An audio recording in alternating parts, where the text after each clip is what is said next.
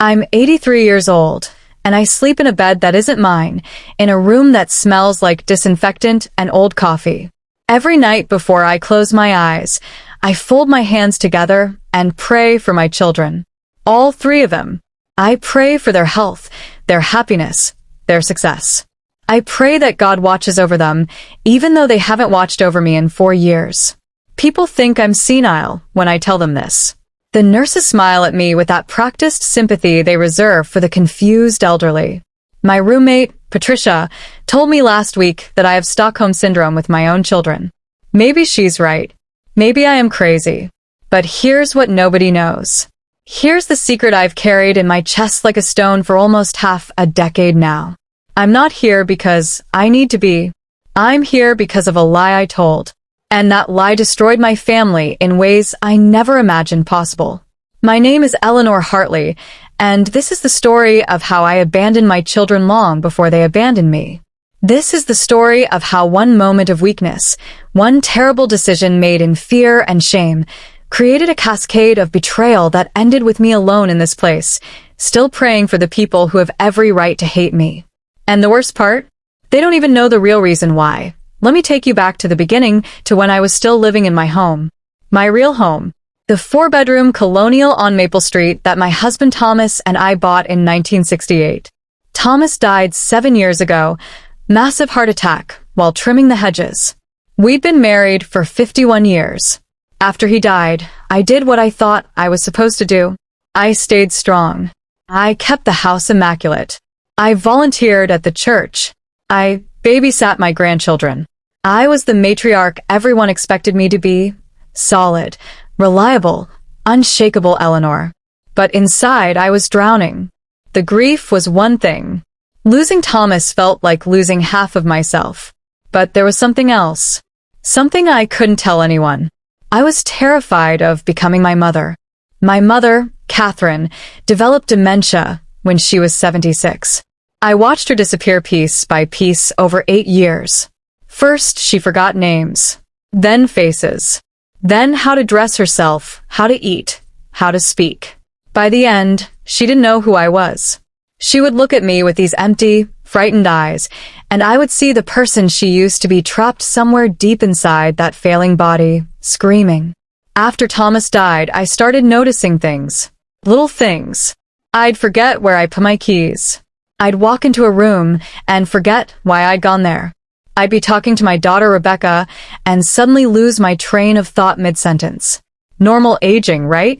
That's what everyone said. That's what I tried to tell myself. But I couldn't shake the terror. Every time I forgot something, I would feel this ice-cold panic wash over me. This is how it starts. This is the beginning of the end. My children, Rebecca, Daniel, and Sarah, they were living their own lives. Rebecca was a corporate lawyer in Manhattan, working 80-hour weeks. Daniel had just gotten divorced and was struggling with joint custody of his 2 boys.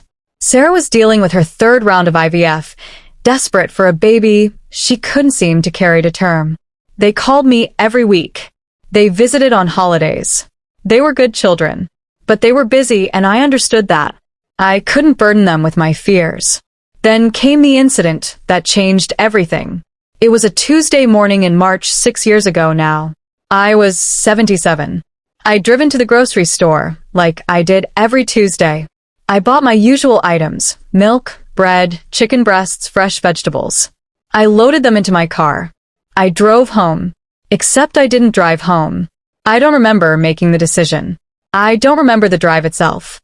But somehow, I ended up 40 miles away, in a town I'd never been to before, parked in front of a strip mall I didn't recognize. I sat there in my car, staring at the bags of groceries melting in the back seat, and I had absolutely no idea how I'd gotten there. The panic that hit me was unlike anything I'd ever experienced. My heart hammered so hard, I thought I might be having a heart attack. My hands shook so violently, I could barely grip the steering wheel. This is it. This is how it starts. I'm disappearing just like she did. I managed to find my way home using my phone's GPS, though I was shaking so badly, I could barely type. By the time I got back to Maple Street, 5 hours had passed. My chicken had spoiled. My ice cream had melted all over the back seat. I sat in my driveway, and I made a decision. A terrible, cowardly decision that I've regretted every single day since. I decided I couldn't face it. I couldn't face the slow dissolution of my mind, the loss of everything I was. I couldn't put my children through what I'd been through with my mother. I couldn't become that hollow-eyed stranger who wouldn't recognize her own grandchildren. So, I decided to disappear on my own terms. Before they could watch me forget them, I decided to make them think I wanted to leave. Over the next 3 months, I orchestrated my own exile. I started acting increasingly difficult with my children. When Rebecca called, I'd be short with her, complaining about things that didn't really bother me. When Daniel visited with his boys, I'd nitpick and criticize. When Sarah confided in me about her IVF struggles, I gave her cold, unsympathetic advice that made her cry. It killed me to do it. Every harsh word felt like I was sawing off pieces of my own heart. But I convinced myself it was necessary. I was building a narrative. Eleanor Hartley had become bitter and difficult in her old age. I started talking about assisted living facilities. And I chose Meadowbrook Senior Living specifically because it was far away.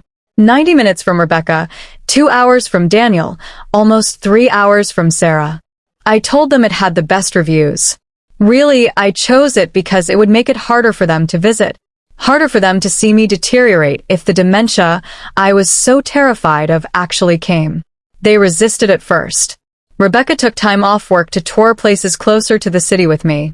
Daniel offered to convert his garage into a suite for me. Sarah suggested I move in with her and her husband. But I refused everything. I was cold. I was stubborn. I picked fights. I said things I can never take back. I told Rebecca that her career had made her too selfish to take care of a parent. I told Daniel that his divorce proved he couldn't maintain any kind of stable household. I told Sarah that maybe God wasn't giving her children because she'd be a terrible mother anyway. The words still echo in my head at night. The look on Sarah's face when I said that, I see it every time I close my eyes. Eventually, they gave up fighting me. They helped me sell the house. They helped me move into Meadowbrook. They set up my room with photos and familiar objects. And then they left, because I'd made them believe that's what I wanted. The first year, they visited regularly. Every few weeks, one of them would make the drive. But I remained cold, distant. I'd cut conversations short. Ide complain constantly. I was still performing the role I'd created. Slowly, the visits became less frequent. Once a month. Every 6 weeks. The phone calls became shorter. I told myself it was working. When the dementia came, they'd already be disconnected. They wouldn't have to watch me disappear. But here's the thing about lies. They metastasize. They grow and take on lives of their own. By the end of the second year, the visits had almost stopped entirely. Rebecca sent cards on holidays with impersonal messages. Daniel called on my birthday, but kept conversations brief. Sarah stopped reaching out at all. I'd succeeded in pushing them away. But the dementia I was so terrified of, it never came. My memory lapses didn't get worse. I realized they'd never been anything more than normal aging combined with grief and anxiety. That incident with the grocery store? My doctor later suggested it might have been a panic attack triggered by overwhelming stress. A one-time episode, not a symptom of cognitive decline. I'd destroyed my relationship with my children based on a fear that never materialized. But by then, it was too late to take it back. I'd built a wall between us brick by brick, and now I was trapped on the wrong side of it, with no idea how to tear it down. 3 years into my stay at Meadowbrook, something happened that made everything exponentially worse. It started with Patricia, my roommate. Patricia had been at Meadowbrook for 7 years. She was 91, sharp as a tack, and deeply cynical about everything. One day, we were sitting by our window, watching the snow fall, and she said something that burrowed into my brain like a parasite. You know what the worst part about getting old is? It's not the physical decline. It's the realization that your children have been waiting for you to become irrelevant. They're relieved when we end up in places like this. It means they don't have to think about us anymore. We're handled. We're managed. We're out of sight and out of mind. My children aren't like that. I said weakly. Patricia laughed. Aren't they? When's the last time any of them visited? Sarah hasn't been here in what? 8 months? Rebecca's been too busy for Christmas 2 years running. Daniel spends half his visits checking his phone. They're probably just waiting for us to die so the burden finally lifts. Every word was true. I couldn't argue with any of it. That night, I couldn't sleep. Patricia's words churned in my mind. I started thinking about my children, really thinking about them. What did they see when they looked at me? A difficult old woman who'd pushed them away and now resented them for respecting her wishes? Or worse, did they even think about me at all anymore? I started paying attention to the other residents at Meadowbrook. Harold on the 2nd floor, whose son was slowly liquidating his assets. Margaret, whose daughter promised weekly visits, but came once every 6 weeks. Anthony, whose children had placed him here 5 years ago and literally never visited. And slowly, Patricia's poison took root in my mind. I started to feel genuinely abandoned. The irony is almost funny. I'd engineered my own isolation, but now I was experiencing it as real rejection. I'd created the role of difficult, pushed away Eleanor so effectively that I'd forgotten I was acting. My prayers at night started to feel different, less like loving wishes and more like desperate pleas from someone who'd been cast aside. For months later, Daniel came to visit. It was the first time any of my children had been to see me in almost 3 months. He looked tired, older. He brought me grocery store carnations that were already wilting. We sat in the common room. He asked how I was. I gave deflective responses. He told me about his boys, about work. And then, after about 20 minutes, he checked his watch. I should probably get going. Traffic back will be terrible if I don't leave soon. Something inside me snapped. You just got here, I said coldly. He looked uncomfortable. Mom, I've been here almost half an hour. 23 minutes. I timed it. The silence was excruciating. I don't know what you want from me, Daniel finally said. I drove 2 hours to get here. I have to drive 2 hours back. The boys have soccer practice. I'm trying, Mom. Are you? Or are you just checking a box? When's the last time Rebecca visited? When's the last time I heard from Sarah at all? You put me in this place, and then you all just forgot about me. You chose this place. Daniel's voice rose. You insisted on it. You pushed all of us away. You made it clear you didn't want us involved. What were we supposed to do? I wanted to tell him the truth. God, I wanted to so badly. I wanted to explain about my terror, about my mother, about the lie I'd constructed. But Patricia's words were in my head. They're relieved. You're out of sight and out of mind. What if I told him the truth and he didn't care? What if I confessed everything and he just saw it as another manipulation? So instead, I said, get out. What? Leave. Go back to your soccer practice and your comfortable life. Forget about your mother rotting in this place. You're good at that. Daniel stood up. His hands were shaking. You know what, Mom? I'm done. I've tried for 3 years to have a relationship with you, and you've made it clear you don't want one. Rebecca was right. Sarah was right. We can't help someone who doesn't want to be helped. He left. The carnations stayed on the table next to me. That was 2 years ago. I haven't seen any of my children since. What I didn't know was that my children had been having their own conversations about me. And those conversations were about to change everything. A month after Daniel's visit, I received a formal letter from Rebecca. Not a personal note, a letter on law firm letterhead. It informed me that she had established a trust to cover my care expenses at Meadowbrook for the remainder of my life. It included detailed financial information. It was professional, thorough, and completely impersonal. The message was clear. Your financial needs will be met. Don't ask us for anything else. 2 months later, Daniel set up an automatic payment system for additional expenses. He included a phone number for the facility's social worker. Sarah never sent anything. The silence from her was absolute. I'd accomplished exactly what I'd set out to do. I'd cut my children out of my life. But the person I was protecting them from had never materialized. I was healthy, clear-minded, aging normally. And now I was completely, utterly alone. Patricia found me crying in our room one afternoon. I just confirmed through an automated system that this month's payments had been processed. I hadn't spoken to an actual human connected to my family in 6 months. Told you, she said, not unkindly. This is what children do. They reduce you to a financial obligation and call it love. I did this, I whispered. I pushed them away. So? You think that matters?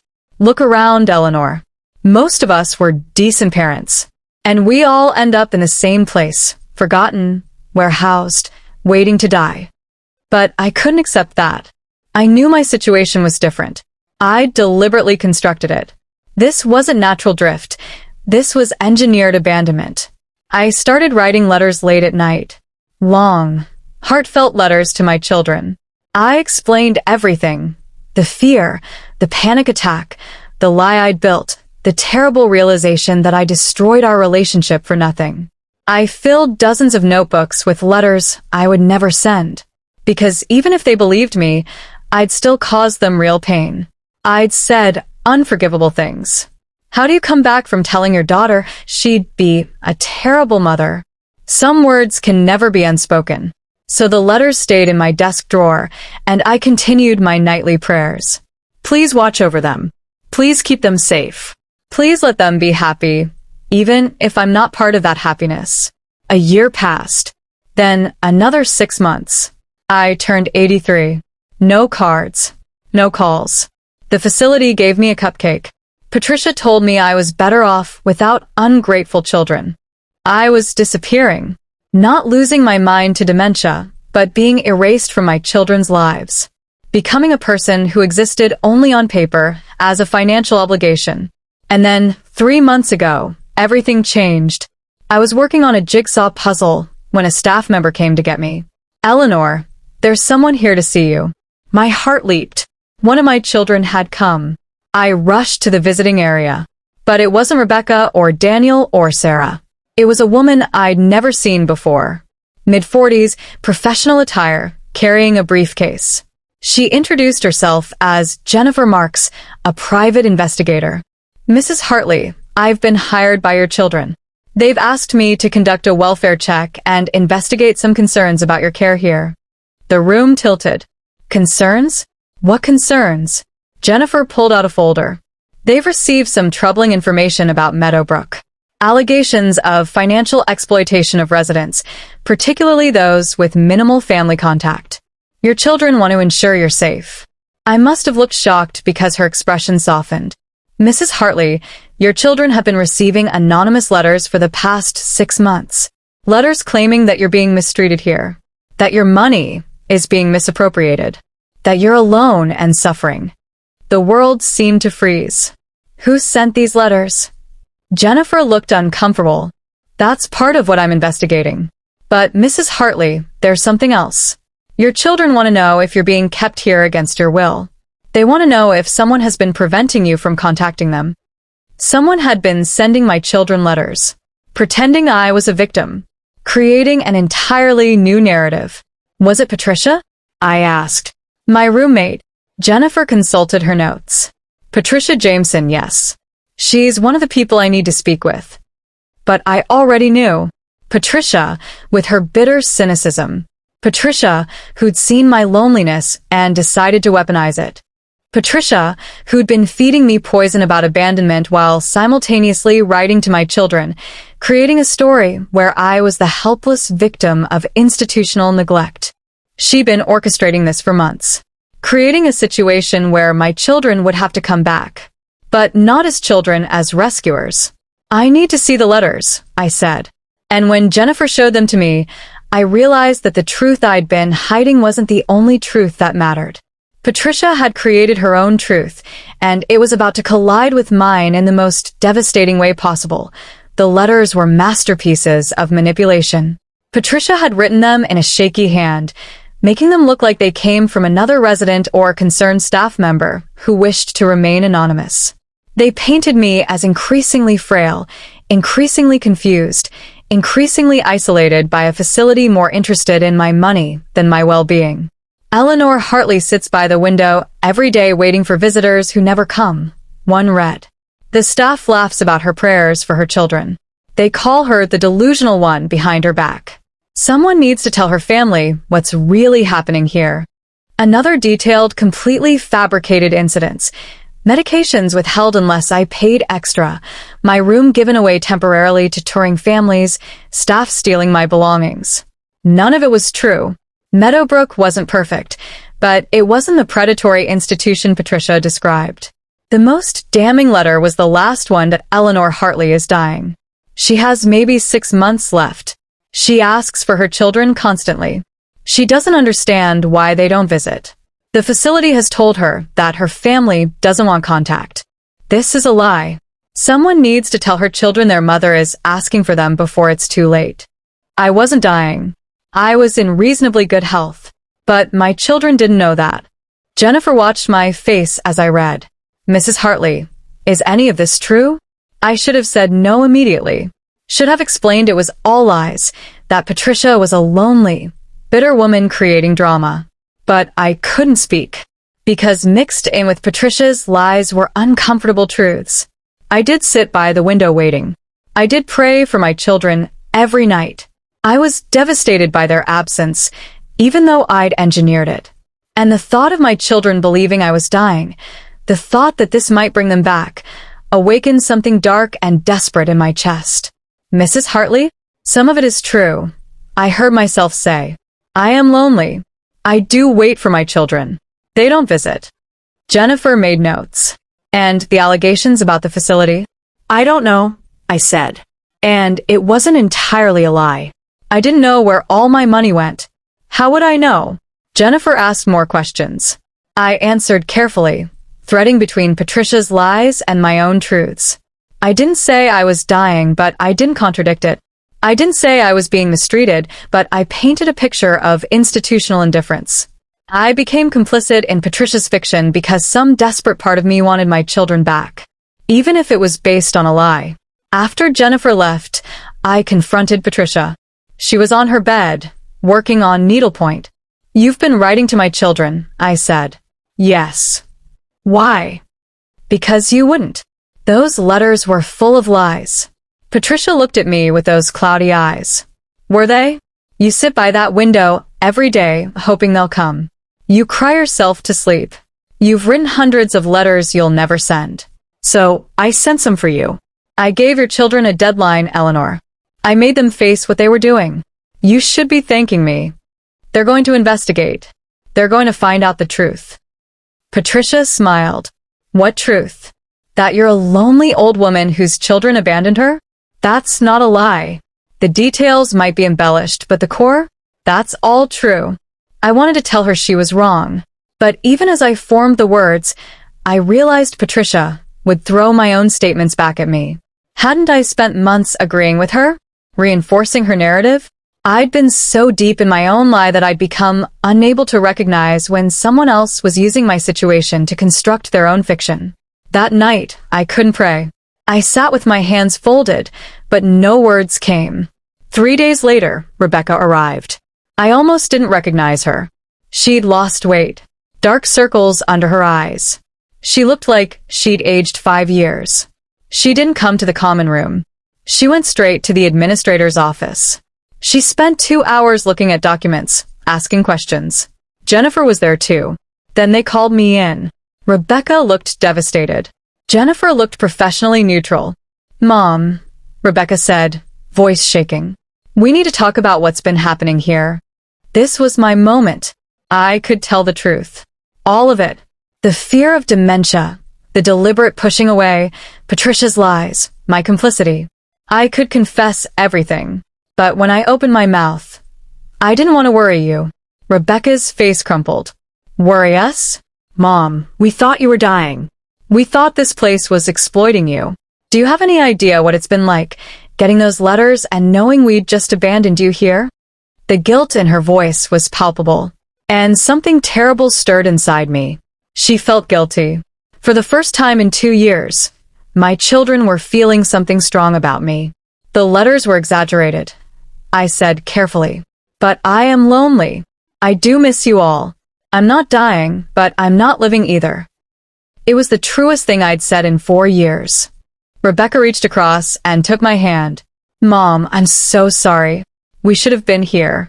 We let you push us away, and we told ourselves it was what you wanted, but we should have tried harder. This is when I should have told her. No, you did exactly what I wanted. This is my fault. But I didn't.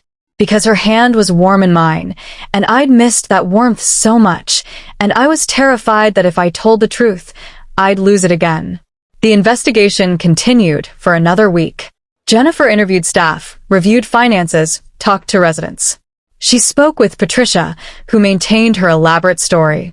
In the end, they found no evidence of financial exploitation. Meadowbrook was managing my assets exactly as contracted. But they did find evidence of what Jennifer termed institutional isolation, residents with minimal family contact receiving less attention, less care. It wasn't malicious, just neglect by proxy. Staff focused on residents with involved families. Those of us who seemed forgotten were functionally forgotten. Rebecca moved me to a new facility 3 weeks ago, only 30 minutes from her apartment. Smaller, more personal, much more expensive. She visits twice a week now. Daniel comes every Sunday with his boys. Sarah has even visited twice.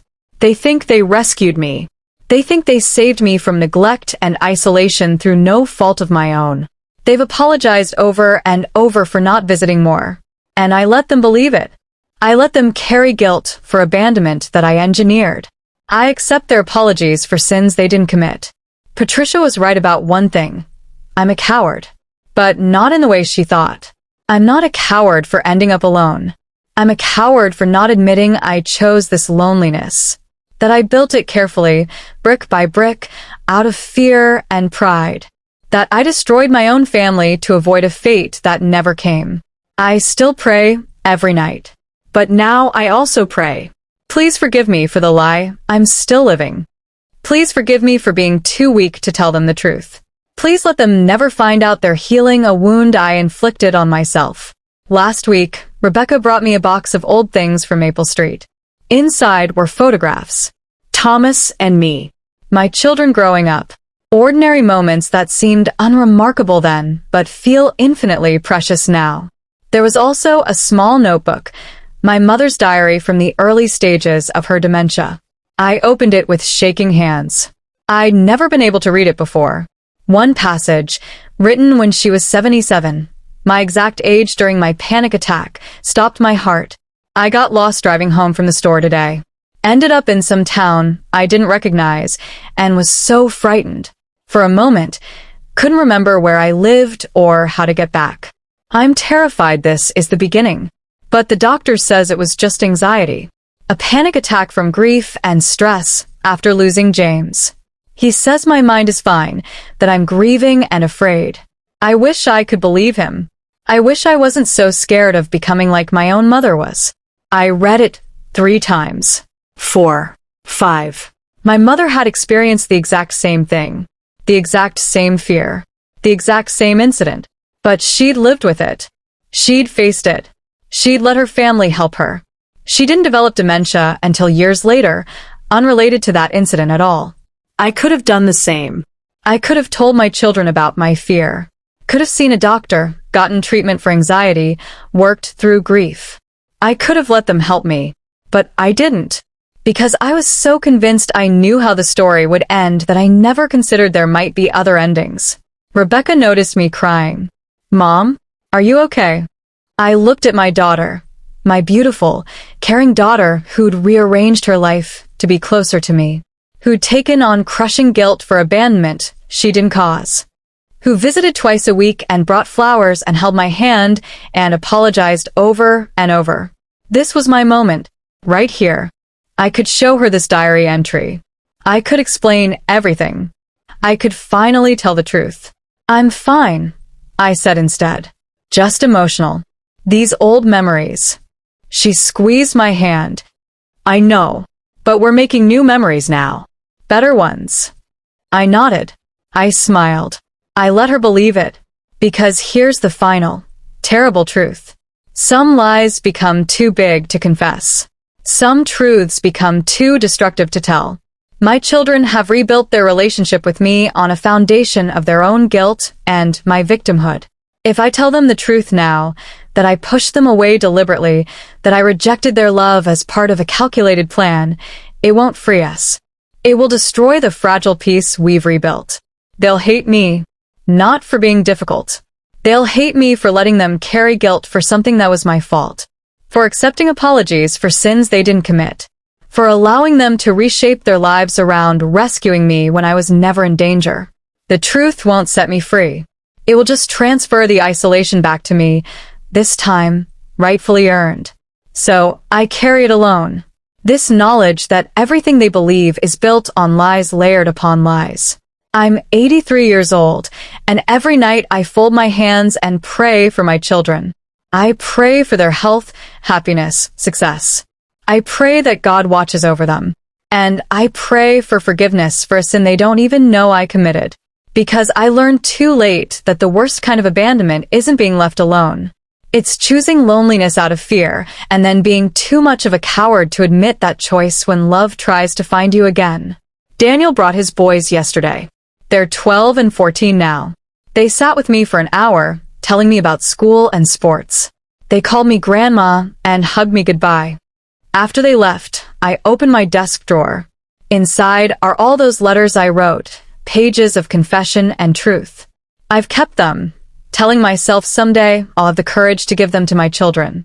But I know I never will. My children think they saved me. Maybe they did. Just not from what they think. I am not the victim they believe me to be. I am the architect of my own loneliness.